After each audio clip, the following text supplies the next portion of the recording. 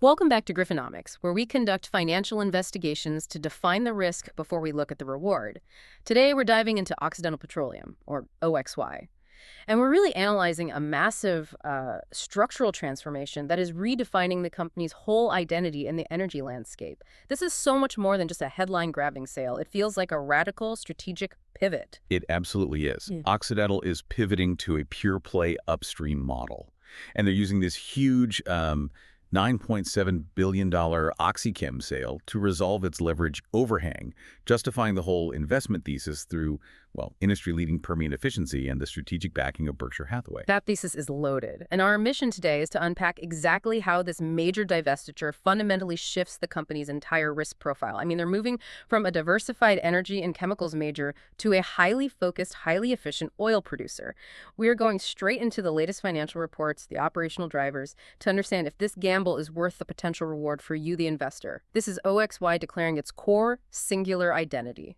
Absolutely. When you look at the core business that's left, you see this radical simplification. It's all driven by a desire for capital efficiency and, focused growth. Post-divestiture, Occidental's identity is almost entirely focused on the exploration and production of oil and natural gas, E&P. So they're now completely exposed to commodity prices. Completely. But they're also positioned to maximize returns from what they see as their world-class assets. Well. The singular engine driving the whole machine now is the price of a barrel of oil. Okay, so when we use a term like pure play upstream model, that can sound like jargon. What does that truly mean for how OXY operates compared to, say, an Exxon or a Chevron, which have these massive downstream and chemical operations? It means they've shed the stable parts of the value chain. The big integrated majors have refineries, marketing, petrochemicals, businesses that often do well when oil prices are low because their input costs are cheap. Right, a natural hedge. Exactly. A pure-play upstream company, however, makes its money just by finding and extracting hydrocarbons. Their profitability is almost perfectly correlated with the price of oil and gas. So for OXY, this pivot, it signifies a full commitment to being a world-class producer and nothing else. They're aiming for lower operating costs than their peers to just maximize that margin. And when we talk about where they're exploring and producing, we're talking about a massive geographic concentration. They are doubling down, maybe even tripling down on the heartland of American energy. Precisely. The majority of OXY's assets, and really its growth engine, are all concentrated in the Permian Basin. The most prolific oil basin in the world. Spanning West Texas and southeastern New Mexico. OXY has worked tirelessly, especially over the last 2 years, to establish itself as a leading producer there. The Crown Rock acquisition was the final defining move in this strategy. It added this vast, high-quality drilling inventory that the OxyChem sale is now, well, structurally underwriting. They are no longer just a Permian player, they are a dominant force. And it's important to remember that OXY's portfolio isn't just these fast-decline shale wells, though. The strategy is actually a pretty calculated mix, providing both growth and some foundational stability. That's a crucial detail, you're right. While the Permian drive the unconventional, high-return, short-cycle assets. Meaning wells that produce fast and decline fast. Exactly. The overall portfolio is actually balanced by these lower-decline, solid-return conventional reservoirs. We see this in their Gulf of America, deepwater operations, and their international ops, specifically in places like Oman and the UAE. These assets provide foundational, steady cash flow, often with decades-long production profiles. It partially dampens that volatility. But the focus is the Permian. Let's be clear. The focus, the capital allocation, the entire future growth narrative, it is undeniably centered on that Permian engine. Let's ground this E&P focus with some hard numbers from their recent performance. We need to look at the revenue breakdown, say, for the 9 months ended September 30, 2025, to really appreciate the scale of this. The figures are illuminating. For that 9-month period, the oil and gas segment, it generated $16.1 billion in net sales. So the overwhelming majority of their business. Overwhelming. And if you drill down into what they actually sold, oil sales contributed approximately $13.1 billion. That's roughly 66% of total company sales for that period. Wow. It just confirms the new reality. Yep. OXY is first and foremost a high-leverage oil producer. That 66% figure is stark. And before we move on to the massive sale itself, we have to touch on the role OxyChem used to play. You called it a corporate security blanket. Why was it so valuable before this shift? It was valuable precisely because it was non-correlated to the E&P cycle. It manufactured these crucial industrial building blocks, chlorine, caustic soda, PVC. Stuff that's essential for everything from water treatment to construction. Right. It was a stable, capital-intensive business with strong barriers to entry and really reliable, predictable margins. Crucially, it was a defensive, counter-cyclical hedge against the wild volatility of E&P. So when oil prices crashed, OxyChem kept generating steady income. It provided a floor under their corporate profitability. So selling it isn't just a financial transaction. It's a fundamental shift in corporate philosophy. They're trading stability for accelerated upside and focus. okay, let's unpack that shift. The OxyChem divestiture and the immediate benefit of debt reduction. This transaction, the largest for OXY in years, is the centerpiece here. On October 2, 2025, Occidental announced they'd reached a definitive agreement.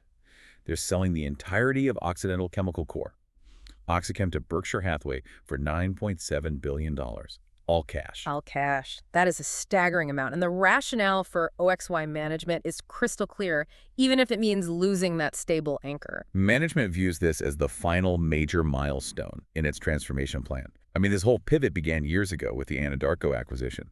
That loaded them with debt, but it gave them the incredible Permian footprint they wanted. And now they're paying it off. Now, they are explicitly using that stable business, OxyChem, to structurally fund and solidify their high-risk, high-reward E&P segment. The cash price OXY paid for Crown Rock, which was the final piece of their Permian puzzle, was around $9.1 billion. So this $9.7 billion sale is effectively a targeted refinancing of that crucial acquisition while clearing the debt overhang. So the key word here is deleveraging. This massive cash injection is all about tackling that debt pile from the Anadarko days. And that sub-$15 billion debt target is the magic number. Exactly. The proceeds are focused entirely on strengthening the financial position to unlock that next phase of shareholder returns. Specifically, $6.5 billion is allocated immediately to debt repayment. And the core objective, the single metric the market is watching, is getting that principal debt below $15 billion. Hitting that milestone changes everything for them. It shifts their credit rating. It triggers the ability to start buying back shares. It does, and this wasn't the start of their journey. They've been incredibly disciplined over the past few years, setting the stage for this final push. Right, they've been chipping away at it. Their commitment has been relentless. Before this $6.5 billion, OXY had already repaid $8.1 billion of debt in the previous 16 months. Wow. And that prior effort had already cut their annual interest expense by about $440 million. Now you add the $6.5 billion in the OxyChem sale, and the total reduction is enormous. Just the immediate impact of this $6.5 billion repayment is expected to save over $350 million in additional annual interest expenses. And that's recurring savings, right? Money that goes straight to future free cash flow. Every single year. It's a massive structural benefit. It improves their debt-to-EBITDA ratio and just lets them compete on a much cleaner playing field. This brings us to a really fascinating complexity, the Berkshire angle. Warren Buffett is the buyer, and he already held a substantial high-yield position in OXY's preferred stock. So management could have potentially used that preferred stock in a tax-free exchange, right, to pay down debt and eliminate the dividend. This is where the strategic nuances become really clear. The deal structure was significant because it was not the preferred stock swap that everyone expected. Berkshire Hathaway opted to pay the $9.7 billion in cash rather than using the preferred stock he holds. And that preferred stock is a golden goose for Berkshire. It's a $10 billion asset that pays Berkshire an eye-watering 8% annual dividend. That's a guaranteed $800 million annual payout from Occidental. A fantastic return. Sure. So OXY used cash to hit its debt target, but that massive $800 million annual obligation to Berkshire, it's still on the books for now. Was this really the best move for OXY, or did Buffett just refuse to give up such a high-yield, safe asset? And that's the critical pushback. Management framed it as prioritization. Getting principal debt below $15 billion was the singular highest priority to unlock the next phase of capital allocation. Okay. But market analysts largely agree that Buffett was probably reluctant to give up an asset with an 8% yield when Treasury yields offer so much less. For OXY, using the cash, achieved their immediate critical goal. It got the leverage overhang dealt with. It bought them the balance sheet strength they needed right now, even if it means absorbing that $800 million dividend for 4 more years. You could argue the market is willing to accept that payment because the underlying business is now so much stronger. That's the bet. The improved quality of the business enhances the eventual value of the common stock. So they've cleaned up the balance sheet. Now we have to turn to the operational side. Because the viability of this whole pure play model rests on one thing: efficiency in the Permian. Which brings us to the operational drivers: Permian efficiency and the EO moat. Exactly. The whole investment thesis relies on the quality and, more importantly, the low-cost execution of the remaining assets. If they were just an average producer, this move would be reckless. But OXY. They deliver here. Their Permian Basin operations are achieving truly remarkable performance metrics. I mean, they're among the industry leaders. In Q3 2025, they hit a record quarterly production of 800,000 barrels of oil equivalent per day. Just in the Permian. Just in the Permian. This showcases the incredible scale and accelerating pace of their domestic operations. And that domestic output, plus their stable international production, meant they just smashed their guidance. Total company production in Q3 2025 was 1,465 Mando BOE, which, yes, it outperformed the high end of their guidance range. This momentum is the operational justification for shedding OxyChem. The E&P business is running at peak performance, and it's getting structurally cheaper to run. Let's detail those cost improvements, because these efficiencies are the reason they can afford to divest a stable asset, right? The new core business is just cheaper, so it can sustain profitability even if oil prices dip. The scale of the savings is, it's difficult to overstate.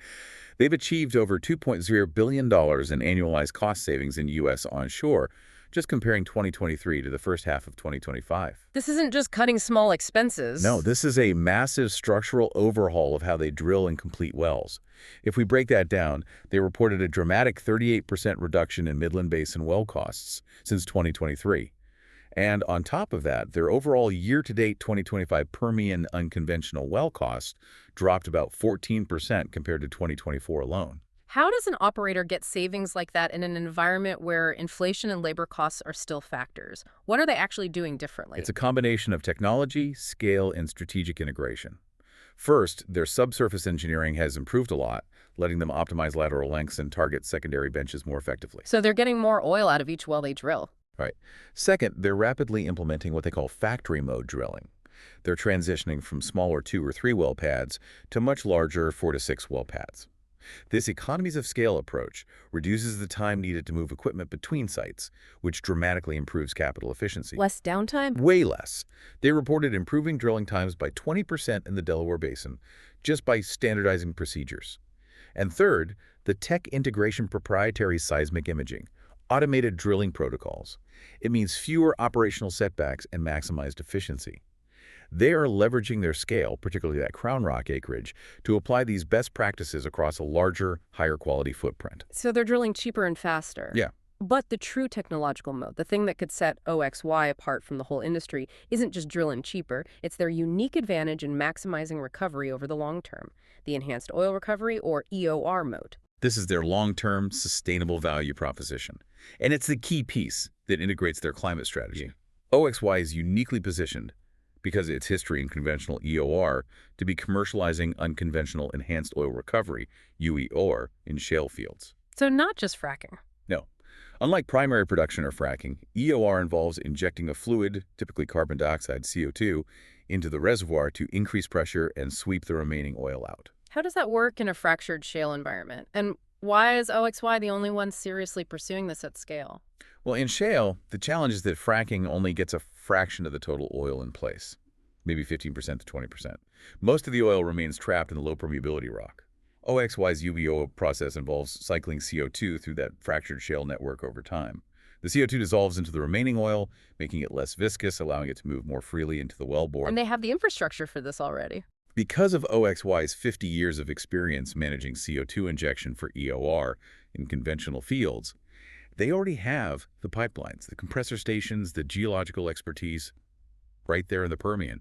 Their peers just don't have that. And the results they're seeing from these demonstration projects aren't just marginal improvements, are they? Not at all. They're transformative. Demonstration projects in both the Midland and Delaware basins have successfully generated a striking 45% plus oil uplift in recovery. 45% more oil from wells that were already considered mature. Yes, from the original oil in place after primary recovery already tailed off. And when you consider the vast resource base they hold, about 16.5 billion barrels of oil equivalent in total, this EOR technology unlocks a potential of over 2 billion barrels of organic resource opportunity in the Permian. That's years and years of future low-decline production. It de-risks their entire operational runway. A 2 billion barrel resource opportunity is enormous, but what about the financial viability? Are these just tech show pieces, or are they genuine low-cost cash generators? We need to translate something like IRR into what it means for an investor's portfolio. They are excellent financial plays. They offer superior returns compared to typical new drilling. A single mid-cycle commercial EOR project is expected to deliver around $100 million in cumulative free cash flow over 10 years. Okay. And critically, these projects boast a robust 25-35% plus internal rate of return, IRR. In the energy sector, an IRR over 20% is considered highly attractive. Very. Hitting 35% on low-decline barrels means this isn't just a tech marvel. It's a guaranteed long-term cash generator that changes the economics of aging shale fields. Plus, these barrels come with a really low decline rate, around 7%, which is a sharp contrast to the high 30% to 40% decline rates you see in initial shale production. That stability and high return bring us to the necessary connection. The synergy with their low-carbon ventures business, LCV. That's where the sustainable, high-integrity CO2 comes from. This synergy is the critical differentiator that future-proofs the company. As we said, OXY has over 50 years of experience in carbon management and all the CO2 infrastructure. The connection is direct. They need CO2 for EOR to get that 45% uplift. The goal of LCV, particularly through their direct air capture or DAC facilities, is really twofold. Let's focus on DC for a moment. They're building this massive facility, Stratos. How does direct air capture work, and why does OXY see it as an industrial asset, not just a climate initiative? DEAC is essentially a giant specialized air filter. Facilities like Stratos, which is already starting wet commissioning and on track to capture CO2 this year, they chemically remove CO2 directly from the ambient air. So from anywhere. For OXY, this provides a closed-loop source of high-integrity CO2 volumes needed for their EOR program. But it's also an industrial asset because, by sequestering that CO2 underground, they generate carbon removal credits, CDRs. These credits can be sold to major corporations looking to offset their unavoidable emissions, creating a separate, profitable revenue stream completely unrelated to oil production. So they're solving two problems at once. They're securing their input, the CO2, for their most profitable long-term oil recovery technique, EOR. And they're creating a new line of stable, fee-based revenue from selling carbon credits. It's a technological and financial flywheel. Exactly. The synergy allows LCV to partially self-fund while supporting the core oil business. No other major producer has this level of integrated carbon management and EOR capability. It's a powerful moat. Okay, we've covered the operational side, the technical advantages. Let's pivot back to the financial landscape. What does this reduced debt load enable, ultimately? They've paid down the debt, they're running lean in the Permian, they have the EOR tech ready. So what's the future of capital allocation and shareholder returns? The ability to execute on capital allocation is the direct payoff of the divestiture. Once they hit that crucial target of principal debt below $15 billion, which the OxyChem sale allows immediately, the door opens wide for enhanced shareholder returns. The company plans an opportunistic, multi-year share repurchase program. Which is a major signal to the market that management believes the stock is undervalued. And that they finally have the financial flexibility to execute a countercyclical buyback strategy. But, as we discussed, the shadow of the Berkshire preferred stock still remains. That $800 million annual dividend is a massive drag on free cash flow. What's the firm timeline for addressing that? The reports are clear on the path forward, and it does require patience. OXY intends to begin redeeming Berkshire Hathaway's preferred stock in August 2029. 2029, so still a ways out. Yes, and that planned action is what eliminates that hefty $800 million annual dividend obligation. Redemption will likely be preceded by a significant period of just building cash on the balance sheet, ensuring they have the liquidity ready when the time comes. The dividend is painful now, but the confidence from getting under the $15 billion debt target, it outweighs the cost in the near term. It demonstrates financial control. Looking ahead to 2026, how does the capital strategy look now that OxyChem is gone and the balance sheet is firmer? Are they gearing up for aggressive growth, trying to maximize those efficient Permian barrels? No, and this is a key sign of disciplined management. Capital expenditures for 2026 are actually expected to benefit from reduced spending. Overall, CapEx is forecast to be between $6.3 billion and $6.7 billion. And that range benefits from about a $300 million reduction that would have gone to OxyChem and another $250 million reduction from LCV spend, even though LCV remains strategically critical. So disciplined spending, what's the growth forecast for production then, given the global market? The focus remains fiercely on maximizing FCF and value, not volume. Production growth is expected to be maintained at a modest, manageable range of flat to 2%. Flat to 2%, so not chasing growth. Not at all. This emphasizes disciplined capital allocation based on market conditions.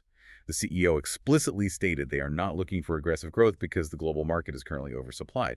Aggressively chasing volume would only depress oil prices, undermining profitability for everyone. They're prioritizing margin protection and FCF generation over just maximizing barrels. Okay, we've covered the whole scope of the move. The sale, the debt reduction, the impressive efficiency gains. Now we need to synthesize the case and deliver the final verdict, weighing the technological strengths against the inevitable structural risks created by this pure play focus. What's fascinating here is the absolute clarity of the trade-off they've made. Yeah. OXY is undeniably stronger operationally and financially sounder after this. The technological strengths, Permian efficiency, the EOR moat, the success in deleveraging, they all build a compelling case for a best-in-class operator. But the challenge is the new, singular structure. This is where we hit the most significant structural risk, volatility exposure. By shedding OxyChem, they lost their stabilizing mechanism. They traded it for higher beta. Exactly. The pure-play E&P model sacrifices that stable, counter-cyclical hedge that the chemical business provided. OxyChem was dependable, it generated a stable return, and it was entirely separate from E&P volatility. Now, the company is fundamentally more exposed to volatility in the commodity cycle. So they've reduced their debt, but they've heightened their sensitivity to oil prices. Yes. They have essentially become a leveraged bet on sustained high oil prices. We can quantify this risk, which is crucial for any investor considering this new OXY. What is their sensitivity to oil prices now? This is the key insight. The specific cash flow sensitivity metric reveals the stark impact. Their annualized cash flow changes by approximately $265 million for every $1 per barrel change in oil prices. Wow. This is based on their expected 2025 operating levels. It means OXY is now behaving much more like a highly leveraged, high-beta, pure-play E&P firm. So a material $10 drop in the WTI price, for instance, translates almost instantly into a $2.65 billion hit to their annualized cash flow. It just underscores the necessity of stability in the commodity market. And yet, despite this high degree of leverage to the commodity price, OXY still looks fundamentally healthier than a lot of its competitors because of that efficiency we discussed. It does. While the whole case hinges on sustained, moderate to high oil prices, OXY currently has better margins than many peers. They boast a fantastic 63.58% gross profit margin and an impressive 47.72% EBITDA margin. And their valuation metrics, like the attractive PEGI ratio of 1.44x, suggest they are reasonably valued. But the risk remains. Sustained oil weakness remains the primary risk. The internal financial context is that below $60 WTI, Occidental will only generate single-digit returns at its current valuation.